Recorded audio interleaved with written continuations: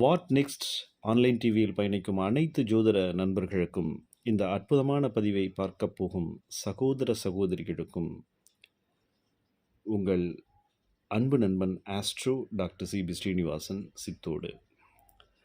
இப்போ ஜென்ரலாக எலெக்ஷன் வந்து 2026 ஸ்டார்ட் ஆகுது. ஆனால் 2025 ஜனவரியிலேருந்தே ஒரு பரபரப்பு தொற்றிடுச்சு. இதுக்கு மிக முக்கிய காரணம் யாருன்னா, சினிமா உலகில் நம்பர் ஒன்னாக கோலாச்சிட்டு இருக்கிற நம்ம இளைய தளபதி விஜய் தான் காரணம்னு நான் நினைக்கிறேன். பொதுமக்களுடைய கருத்தும் பரவலாக அதாக தான் இருக்குது. ஏன்னா இல்லைனா 2026 ஜனவரியிலேருந்து தான் ஸ்டார்ட் பண்ணுவாங்க. இப்போ கொஞ்சம் ஐடிலாக தான் இருப்பாங்க. சரி, இவர் போகும் இடம்லாம் கூட்டம் அதிகமாக இருக்குது. சினிமா கலைஞர்களுக்கு கூட்டம் வருவது இயற்கை. ஆனால் இவரோட கூட்டங்கிறது ஒரு வித்தியாசமாக இருக்குது. ஒரு ஆர்ப்பரிப்பு, ஆரவாரம். அந்த காலத்தில் எம்ஜிஆருக்கு இது மாதிரி ஒரு கூட்டம் வந்துச்சுன்னு சொல்லுவாங்க. நான் சொல்ல கேள்விப்பட்டிருக்கேன், நான் பார்த்ததில்ல. சரி, அப்போ இவர் ஜாதகத்தில் என்னதான் இருக்குது? இவர் சினிமா ஃபீல்டை விட்டு வெளியில் வந்துட்டார். அது ஒரு செப்பரேட்டான ஆய்வு. ஏன் சினிமா துறையிலேருந்து அரசியலுக்கு வந்தாருங்கிறது ஒரு செப்பரேட்டான டாப்பிக்கு. அதுக்குள்ளே நான் போக விரும்பலை. சரி, இவர் ஜாதகத்தில் என்னதான் சிறப்புகள் இருக்குதுன்னு பார்க்கறதுக்காக ஒரு ஆராய்ச்சி மனப்பான்மையோட, ஏன்னா எப்பவுமே நான் ஜோதிடத்தை காதல் செய்வேன். ஜோதிடத்தை பார்க்குறதுங்கிறது இது கிடையாது. ஜோதிடத்தை அன்பு கலந்த காதலுடன் பார்ப்பவன் தான் நான். இப்போ விஷயத்துக்கு வருவோம். இவர் ஜாதகத்தை எடுத்துட்டோன்னா, அதாவது இளைய தளபதி விஜய் ஜாதகத்தை எடுத்துட்டோன்னா, கன்னி லக்னம், கடகராசி, திருதயை திதி, பூச நட்சத்திரம், தைதிலை கரணம், 22/6/1974 பகல் 12 மணி அளவில் பிறந்த தமிழகத்தின் விவிஐபி ஜாதகர் திரு விஜய் அவர்களின் தற்போதைய வயது 50 வருடம் 11 மாதம் 14 நாட்கள். ஆக 51 வயது நடப்பு. இப்போ இந்த டேட் ஆஃப் பர்த் டீட்டெயில்ஸ் எல்லாம் எனக்கு அவர்கிட்ட டைரெக்டாலாம் எனக்கு கிடைக்கல. நெட்டில், இன்டர்நெட்டில் பரவி கிடக்குது. அந்த டீட்டெயில் எடுத்து என்னுடைய ஜோதிட ஞானம் மற்றும் அனுபவம் மற்றும் அறிவு அந்த அடிப்படையில் தான் நான் இதை ஆராய்ச்சி செஞ்சுருக்கேன். அதே போல் எந்த கட்சிக்கும் எதிரியானவன் கிடையாது. தயவு கூர்ந்த நண்பர்கள் அனைவரும் ஜோதிடத்தை ஜோதிடமாக பார்க்க விரும்புகிறேன். ஏன் இவர் இவ்வளோ உச்ச நிலையில் இருக்கார், நிலையை அடைய போகிறாரு அப்படிங்கிறத பார்ப்போம். அப்போ இந்த ஜாதகத்தில் சிறப்புகள்னு பார்த்தா நிறையா சிறப்புகள் இருக்குங்க. எந்த ஒரு மனிதருக்கு இப்படி இருக்காது. அதாவது கோடியில் ஒருத்தருக்கு தான் இப்படி ஒரு அமைப்பு வரும். சந்திர மங்கள யோகம் உள்ள அற்புதமான ஒரு ஜாதகம். நீச்சபங்க ராஜயோகத்தில் 3/8 கூடிய செவ்வாய் பகவான் அமர்ந்துள்ளார். செவ்வாய் லக்னத்துக்கு கெட்டவர். கெட்டவன் கெட்டிடில் கிட்டிடும் ராஜயோகம் என்ற ஜோதிட விதிப்படி பார்த்தோம்னா, இந்த கன்னி லக்னத்துக்கு செவ்வாய் கெட்டவர் தான், நல்லதே செய்ய மாட்டார். அவர் ஆதிபத்திய ரீதியில் பார்க்கும்போது செவ்வாய் கெட்டவர். அந்த கெட்டவரான செவ்வாய் பகவான் கடகத்தில் அமர்ந்து நீசமடைஞ்சிடுறாரு. அப்போ செகண்ட் டைம் கெட்டுறாரு. கரெக்டுங்களா? ஆதிபத்தியத்தில் 8ஆம் அதிபதி வீக்கு, கடகத்தில் வந்து நீசமாகிறாரு. அப்புறம் 2வது முறை கெட்டுறாரு. அதுதான் விதி. கெட்டவன் கெட்டிடில் கிட்டிடும் ராஜயோகம். மேலும் 2ஆம் இடத்தை குரு செவ்வாய் இருவரும் பார்க்க குரு மங்கள யோகமும் ஏற்படுகிறது 2ஆம் இடத்திற்கு. 2ஆம் இடங்கிறது என்னது? வாக்கு.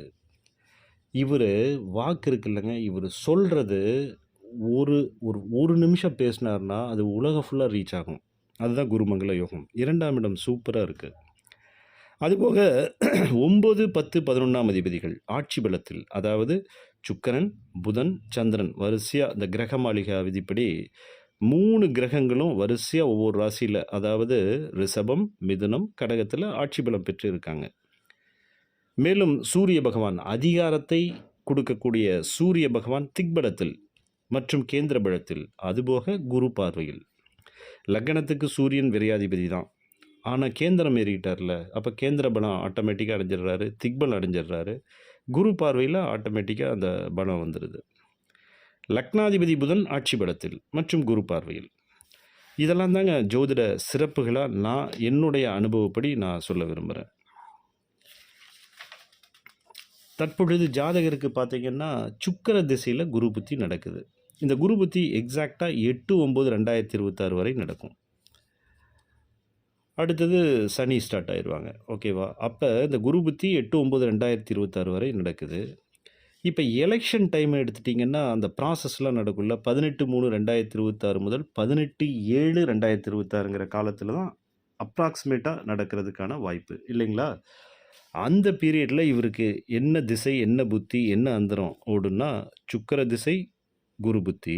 அதுபோக அந்தரம் பார்த்தீங்கன்னா, செவ்வாய் அந்தரம் ஓடும், ராகு அந்தரம். செவ்வாய் முடிஞ்சு ராகு. அப்ப செவ்வாய் அந்தரத்திலயும் இந்த எலக்ஷன் ப்ராசஸ் நடந்துட்டுருக்கும். ராகு அந்தரத்திலயும் நடக்கும். இப்ப முதல்ல அந்த செவ்வாய் அந்தரத்த பத்தி பார்க்கும்போது, 18/2/2026 முதல் 14/4/2026. அப்ப இந்த பீரியட்ல தான் எலக்ஷன் ப்ராசஸ் இல்லைங்களா? அப்ப இந்த செவ்வாய் நீச்சபங்க ராஜயோகத்தில் மற்றும் சந்திரமங்கல யோகத்தில். இது சிறப்பு. செவ்வாய் யோக ராகுவை நோக்கி நகர்கிறார். ராகு வந்து விருச்சகத்தில் இருக்காரு. லக்னத்துக்கு 3ல மறைஞ்சு உச்சமா இருக்காரு. அப்ப பொதுவாகவே ராகு பகவான் லக்னத்திற்கு 3 அல்லது 6 அல்லது 11ஆம் இடங்கள் இருப்பது சிறப்பு. அப்ப 3ல இருக்கிறதுனால ராகு வந்து யோகமா இவருக்கு செயல்படுவாரு. மேலும் செவ்வாய் லக்னத்துக்கு 11ல இருக்காரு. 11ல சுபர் இருந்தாலும் சரி, அசுபர் இருந்தாலும் சரி, எந்த கிரகம் இருந்தாலும் 11ல் எவரும் சுபரே. இது ஒரு விதி. மேலும் செவ்வாய்க்கு வீடு கொடுத்த சந்திர பகவான் ஆட்சி பலத்தில் கெட்டவன் கெட்டிடில் கிட்டிடும் ராஜயோகம் என்ற ஒரு அற்புதமான விதிப்படி லக்னத்திற்கு அசுபர் மற்றும் கெட்டவராகிய லக்னத்துக்கு நல்லதே செய்யாத செவ்வாய் பகவான் அற்புதமாக பலமாயிட்டார். அப்போ இந்த ஜாதகத்தில் செவ்வாய் எப்படி இருக்காருன்னா மிக மிக வலிமையான ஒரு நிலையில் இருக்கார். அடுத்து ராகு அந்தரத்தை பார்க்கும்போது, அதாவது செவ்வாய் அந்தரம் முடிஞ்சோன்னா ராகு அந்தரம் ஸ்டார்ட் ஆகும். அது என்ன பீரியட்னா 14/4/2026 முதல் 8/9/2026 என்ற காலகட்டம். இதுவும் எலெக்ஷன் ப்ராசஸ் டைம் தான். லக்னத்திற்கு 3ல் ராகு யோக ராகுவாக, மேலும் ராகுவுக்கு வீடு கொடுத்த செவ்வாய் நீச்சபங்க ராஜயோகத்தில். எப்பவுமே எந்த ஒரு ஜாதகத்திலையும் ராகுவுக்கு வீடு கொடுத்தவர் பலமாக வலிமையாக இருக்கணும். அதே நேரத்தில் கேதுவுக்கு வீடு கொடுத்தவர் பலம் இழந்து வலிமையற்றவராக இருக்கணும். அப்போ இவர் ஜாதகத்தில் ராகுவுக்கு வீடு கொடுத்தவர் மிக மிக பலமாக இருக்கார்ல. ராகுவுக்கு சாரம் கொடுத்தவர் எப்படி இருக்காருன்னு பார்க்கும்போது, யார் சாரம் கொடுத்துருக்காருன்னா கேட்டை நட்சத்திரம். அப்போ ராகுவுக்கு சாரம் கொடுத்த புதன் ஆட்சி பலத்தில், லக்னத்திற்கு 10ல் ஆட்சி பலத்தில் மற்றும் குரு பார்வையில். அப்போ இந்த ஜாதகத்துக்கு ராகு என்ன செய்வார்னா 100% நல்லது தான் செய்வார்.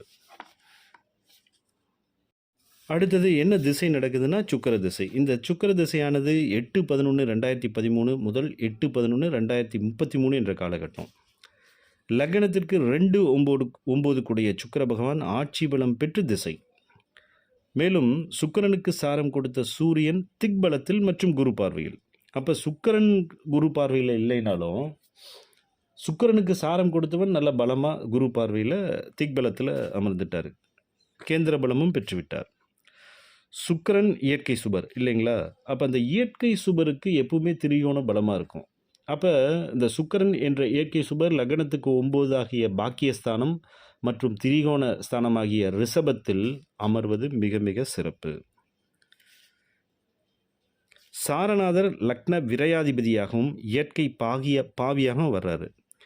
அப்போ இந்த இயற்கை பாவிகளுக்கு வந்து 10ஆம் இடம் சிறப்பு. சூரியனுக்கு 10ஆம் இடம் மிக மிக அற்புதமான ஒரு இடம். அதாவது சூரிய பகவான் கேந்திரம், திக்பலம் மற்றும் குரு பார்வையில் அமர்வது சிறப்பு. திசாநாதன் சுக்கிரன் ஆட்சி மற்றும் சாரநாதன் சூரியன் கேந்திர பலம், ரெண்டுமே ஒரு விசேஷமான ஒரு விஷயம். சரி, இப்போ சுக்கிரனை திசை நடத்துகிறாரு, ரிஷபத்திலிருந்து திசை நடத்துகிறாரு. அவர் கூட கேது இருக்காரு. இப்போ கேதுன்னா ஒரு தடை கிரகம் தானே. அப்போ சுக்கிரன் கேது இணைவு இருந்தாலும் சிறு சிறு சறுக்கல்களை கொடுத்தாலும் பங்கப்படாத சுக்கிரன் திசை நடப்பில் இருக்குது. ஏன்னா சுக்கிரனுக்கும் கேதுவுக்கும் இடையே உள்ள அந்த டிகிரி வேரியேஷன் பார்த்தீங்கன்னா 23 டிகிரி 10 மினிட்ஸ் 27 செகண்ட்ஸாக வந்துடுது. பொதுவாக கேதுவோட ஒரு 13 டிகிரிக்குள்ளே எந்த கிரகம் இணையுதோ அது வரைக்கும் தான் அந்த கேதுவோட தாக்கம் இருக்கும். அதனுடைய தடைகள் தாமதம் எல்லாமே வரும். அப்போ 23 டிகிரி இருக்கிறதுனால கேதுவோட பிரச்சனை, கேதுவோட பிடி சுக்கிரனுக்கு இருக்காது. அப்போ தனித்த சுக்கிரன் திசை நடத்துகிற மாதிரி நம்ம எடுத்துக்கலாம். அதுபோக சுக்கிரன் சார சுழற்சியில் எங்கே அடைக்கலமாகிறாருன்னா யோக ராகுகிட்ட அடைக்கலமாயிடுறாரு. அந்த ராகுவோ லக்னத்திற்கு யோகத்தை தருபவராக உள்ளார். இப்போ மெயின் விஷயத்துக்கு வருவோம். கூட்டணி உண்டா? அப்போ கூட்டணின்னா என்ன பண்ணணும்னா 7ஆம் இடத்த பார்க்கணும். 7ஆம் இடத்துல தான் வாடிக்கையாளர்கள், அப்புறம் பங்குதாரர்கள், அதாவது கூட்டாளிகள், பார்ட்னர்ஸுங்கிறோம்ல அது, அப்புறம் மனைவி, பொதுஜனம், இது எல்லாமே 7ஆம் இடம் தான். அப்போ இந்த 7ஆம் இடத்தை அனலைஸ் பண்ணி பார்ப்போம். 7ஆம் அதிபதி குரு 6ல் மறைவு, இது சிறப்பு அல்ல. 7ஆம் இடத்திற்கு ராகு கேது தொடர்பு, இதுவும் சிறப்பல்ல. கோச்சார மன்னிக்கவும் 7ஆம் இடத்திற்கு சுபர்கள் தொடர்பு இங்கே இந்த ஜாதகத்தில் இல்லை. இப்போ 7ஆம் இடம் இது மீனம், மீனத்துக்கு சுபர் தொடர்பு இந்த ஜாதகத்தில் இல்லை. அப்போ 7ஆம் இடம் வலிமையாக இல்லை என்பதை நம்ம உறுதியாக சொல்லலாம். அப்போ 7ங்கிறது என்ன சொல்லியிருக்கேன்? கூட்டணி, பங்குதாரர்கள்.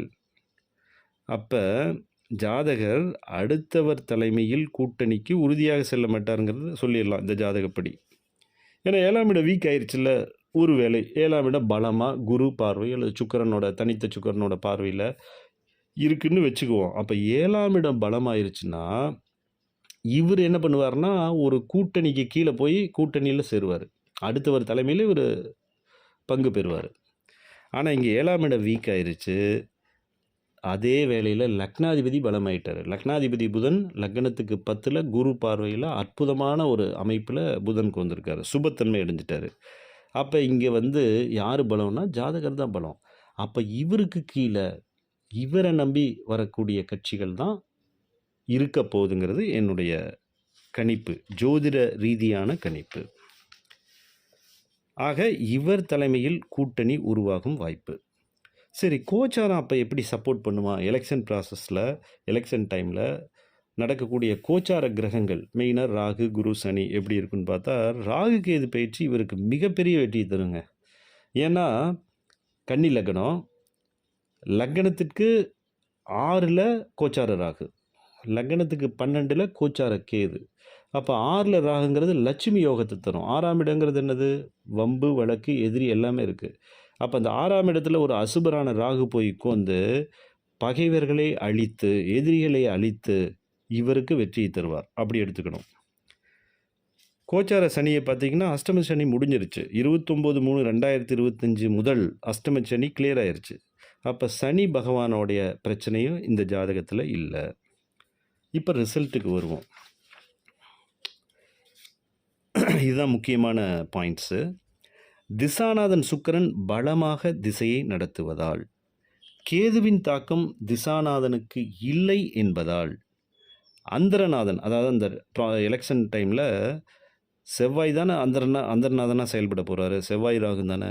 அப்போ அந்த அந்தர்நாதன் செவ்வாய் நீச்சபங்க ராஜயோக அமைப்பில் இருப்பதால், லாபஸ்தானாதிபதி சந்திரன், அதாவது செவ்வாய்க்கு வீடு கொடுத்தவர் ஆட்சி பலத்தில் இருப்பதால், மேலும் ஜாதகருக்கு 4வது திசை நடப்பதால், ஏன்னா இவர் பூச நட்சத்திரம், இவர் பிறக்கும்போது ஃபஸ்ட்டு சனி திசை நடந்துகிட்ருக்கோம், அடுத்தது புதன், அப்புறம் கேது, அப்புறம் இப்போ சுக்கிரன். அப்போ 4வது திசை ஜாதகருக்கு சிறப்பை தான் தரும். 4ல் தான் பதவி வருது. அஷ்டமச்சனி முடிந்து விட்டபடியால், ராகு யோக ராகுவாக செயல்படுவதால், ராகுவுக்கு வீடு கொடுத்த செவ்வாய் நீச்சபங்க ராஜயோக அமைப்பில் இருப்பதால், லக்னாதிபதி பலம் மற்றும் குரு பார்வையில் இருப்பதால், அப்புறம் ரொம்ப ரொம்ப முக்கிய விஷயம் என்னென்னா பொதுஜனம். இப்போ மக்கள்னாவே என்னது? சனி பகவான். பொதுஜன கூட்டம், மக்கள் கூட்டம்னாவே சனி பகவான் ஆட்டோமேட்டிக்காக உள்ளே வந்துடுவார். அந்த சனி இந்த ஜாதகத்தில் எப்படி இருக்குன்னா கேந்திர மாரி கேந்திர பலம் பெற்றுட்டார். அதாவது லக்னத்துக்கு 10ல் சனிங்கிறது மிக மிக சிறப்பான அமைப்பு. குரு பார்வையில் இருக்கார். கும்பத்தில் இருக்கும் குரு மிதுனத்தில் இருக்கும் சனி பகவானை பார்க்கும்போது சுபத்தன்மை அடைஞ்சிடுறாரு சனி. அப்போ ஆட்டோமேட்டிக்காக இவருக்கு ஒரு ஈர்ப்பு இருக்கும், வசீகரம் இருக்கும். இவர் போய் ஒரு மீட்டிங்கில் கலந்துட்டால் லட்சமாக மக்கள் வருவாங்க அப்படிங்கிறது தான் இந்த விஷயம். அப்போ பொதுஜனத்தை குறிக்கும் சனி பகவான் கேந்திர பலம் மற்றும் குரு பார்வையில் இருப்பதால் இவர் தலைமையில் கூட்டணி அமைந்து உறுதியாக ஆட்சி அதிகாரத்தில் அமர்வார் என்பது என் ஜோதிட ரீதியான கருத்து அன்பர்களே. அதுபோக இந்த ஜாதகத்தில் ஒரு சின்ன ஒரு சர்க்கிள் என் கண்ணுக்கு தெரியுது. என்னென்னா இவர் ஜாதகத்தில் கேந்திர பலம் இல்லை. அப்போ ஒரு ஜாதகத்தில் லக்ன பலம் இருக்கணும், லக்னாதிபதி பலம் இருக்கணும், கேந்திர பலம் இருக்கணும். இந்த 3ல் ஏதோ ஒரு 2 நாள் இருக்கணும். இவர் ஜாதகத்தில் பார்த்தீங்கன்னா லக்ன பலம் இல்லை, லக்னம் தனித்த லக்னமாக இருக்குது. ஆனால் லக்னாதிபதி மிகப்பெரிய பலத்தில் வலுவாக இருக்கார். ஏன்னா லக்னாதிபதி 10ல் கேந்திரத்தில் ஒரு திரிகோண அதிபதி கேந்திரத்தில் அமர்வது சிறப்பு தான். குரு பார்வையில் இருக்கார்ல. அதுபோக ஆட்சி பலத்தில் இருக்கார்ல. அப்ப லக்னாதிபதி பலமாயிட்டாரு. இது ஓகே. ஆனா கேந்திர பலம் இல்ல. கேந்திர பலம்னா என்னன்னா, சந்திரனுக்கு கேந்திரத்தில குருவோ அல்லது சூரியனோ இருக்கும் அமைப்பு. இதில பார்த்தீங்கன்னா, சந்திரனுக்கு குரு மறையிறாரு. 8ல மறைஞ்சிடுறாரு. அதேபோல சந்திரனுக்கு சூரியன் 12ல மறையிறாரு. அப்ப கேந்திர பலம் இவருக்கு அவுட்டு. அப்ப இவர் என்ன பண்ணணும்னா, நல்ல அட்வைசர வச்சுக்கணும். ரிட்டயர்டான ஐஏஎஸ், ஐபிஎஸ் ஆஃபீசர்ஸ் நல்ல ஒரு டாப் லெவல் அத்தாரிட்டியா இருந்து கவர்மெண்ட் சர்வீஸ் பண்ணி ரிட்டயர்ட் ஆகி வருவாங்கல்ல, அது மாரி ஒரு அறிவான ஒரு ஐஏஎஸ், ஐபிஎஸ் ஆஃபீசர் ஒரு டீமை வச்சுக்கிட்டு, அந்த டீம்கிட்ட கன்சல்ட் பண்ணிட்டு, அவர்களுடைய ஆலோசனைய உள்வாங்கிட்டு, அப்புறம் இவர் முடிவு எடுத்தாருன்னு வைங்க, உறுதியாக ஜெயிப்பார். ஆட்சி அதிகாரத்துக்கும் இதே தான், கட்சிக்கும் இதே தான். அப்ப இவர் தனித்து நின்று ஆட்சி அமைக்க முடியுமான்னா, கஷ்டம். தனித்து நின்று ஆட்சி அமைப்பது கடினம். ஸோ, ஜாதகர் தலைமையில் கூட்டணி அமைத்தால் டெஃபினட்டா இவர் ஆட்சி அதிகாரத்தில் அமர்வார். தலைமை பொறுப்பில் அமர்வார். ஆக இவர் தலைமையில் கூட்டணி உருவாகும் வாய்ப்பு உறுதியாக உள்ளது. நன்றி நண்பர்களே. இந்த பதிவு உங்களுக்கு கண்டிப்பாக பிடிச்சிருக்குன்னு நினைக்கிறேன். தயவுசெய்து இதை ஜோதிடமாக பாருங்க. எந்த ஒரு கட்சிக்கும் நான் எதிரானவன் இல்லை. நான் கட்சி சார்பு இல்லாமல் ஜோதிடத்தின் மீது தீராத காதல் மற்றும் அனுபவம் 24 மணி நேரம் ஜோதிட சம்பந்தமான விஷயங்களையே நான் ஆராய்ச்சி பண்ணிட்டு இருக்கிறதுனால அது மேலே இருக்கக்கூடிய காதல். அப்புறம் அதே போல் இவர் வந்து ஒரு மக்கள் செல்வாக்கு மிக்க ஒரு நடிகர் இல்லைங்களா? இவர் திடீர்னு அவரோட ப்ரொஃபஷனை நிறுத்திட்டு ஒரு நல்ல லெவலில் ஒரு டாப் லெவல் நல்ல ஒரு சேல்ரி வாங்கிட்டு இருக்கிறவர் திடீர்னு அதை குவைட் பண்ணிவிட்டு பொலிட்டிக்கலுக்கு என்ட்ரி ஆகிறதுனால பாலிடிக்ஸ்க்கு என்ட்ரி ஆகிறதுனால எனக்கு ஒரு வியப்பு. இவ்வளவு சம்பளத்தை விட்டுட்டு ஏன் வரணும்? அப்போ இவர் ஜாதகத்தை அனலைஸ் பண்ணலாம் அப்படிங்கிற ஒரு ஆர்வ மிகுதியினால தான் இதை நான் இந்த பதிவை போட்டிருக்கேன். இந்த வாய்ப்பை வழங்கிய வாட் நெக்ஸ்ட் ஆன்லைன் டிவி நிறுவனர் அவருக்கும் இந்த பதிவை பார்க்கும் அனைத்து நல் உள்ளங்களுக்கும் வாழ்த்துக்களையும் நன்றிகளையும் தெரிவித்துக் கொள்கிறேன். என்றும் உங்கள் அன்பு நண்பன் ஆஸ்ட்ரோ டாக்டர் சிபி ஸ்ரீனிவாசன். அதே போல் தனிப்பட்ட ஜாதகத்தை என்கிட்ட பார்க்கணுன்னு விரும்புனீங்கன்னா என் நம்பருக்கு வாட்ஸ்அப் அந்த டிஸ்பிளேயில் இருக்குல்ல, அதுக்கு நீங்கள் தொடர்பு கொள்ளலாம். குறைந்த கட்டணத்தில் அற்புதமாக ஜாதகம் அனலைஸ் பண்ணி நான் தருவேன். நன்றி, வணக்கம்.